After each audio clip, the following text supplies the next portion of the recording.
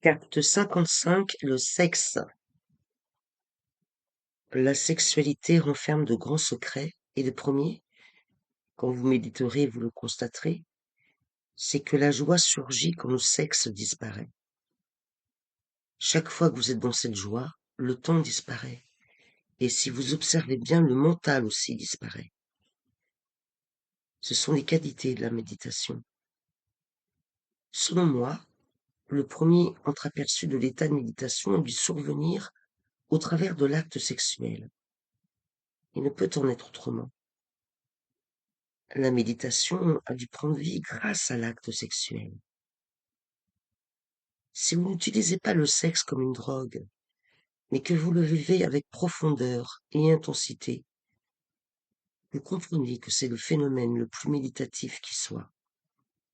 Ainsi, peu à peu, plus la compréhension grandit, plus le désir disparaît, et le jour de la grande libération survient, quand le désir de sexe ne vous hante plus. Alors on est en paix, silencieux, parfaitement soi-même. Le besoin de l'autre a disparu. On peut encore faire l'amour si l'on veut, mais ça n'est plus un besoin. Alors, cela devient une sorte de partage. Lorsque deux amants sont dans une profonde orgasme sexuel, ils se fondent l'un dans l'autre. Ainsi la femme n'est plus la femme, et l'homme n'est plus l'homme.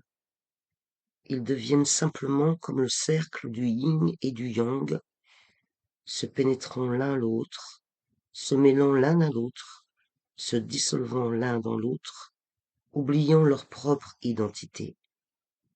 C'est pourquoi l'amour est si beau. On nomme cet état mudra.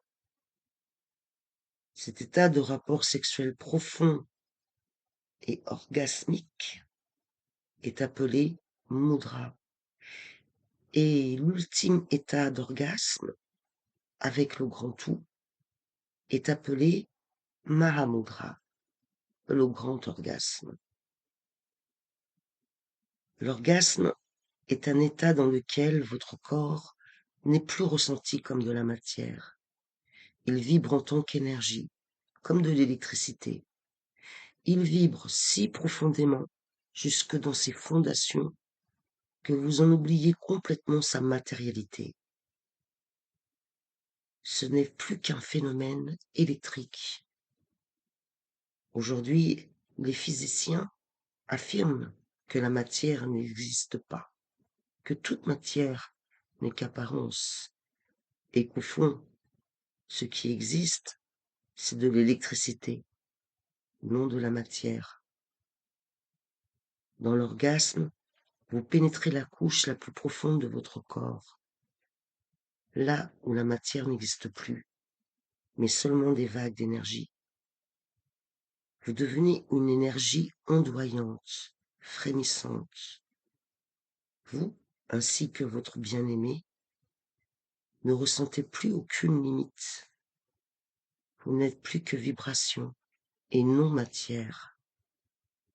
Puis peu à peu, si vous aimez et vous abandonnez l'un à l'autre,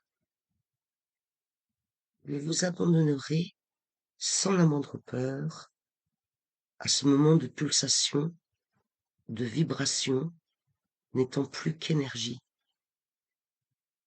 Car lorsque le corps perd ses limites, on devient comme vaporeux. Cela ressemble à une mort. Lorsque la substance du corps se dissipe et que seule l'énergie demeure, une pulsation très subtile, vous découvrez alors que c'est comme si vous n'étiez pas là. Ce moment ne peut être vécu qu'en état de profond amour. L'amour est comme une mort. Vous mourrez en ce qui concerne votre image matérielle. Vous mourrez dans la mesure où vous pensez être un corps. Vous mourrez en tant que corps et vous vous déployez en tant qu'énergie. en tant qu'énergie vitale. Lorsque le mari et la femme, ou les amants, les partenaires, commencent à vibrer en rythme, quand leurs battements de cœur et leur corps s'accordent, tout s'harmonise et l'orgasme arrive. Alors, ils ne sont plus deux. C'est le symbole du yin et du yang, du yin pénétrant le yang et le yang pénétrant le yin, l'homme pénétrant la femme et la femme pénétrant l'homme.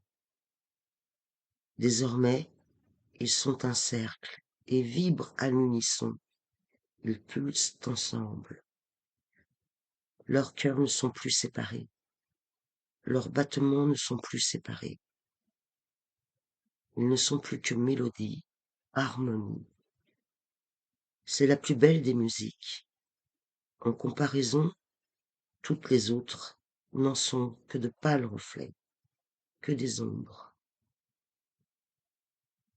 La vibration du deux devenant un, c'est l'orgasme.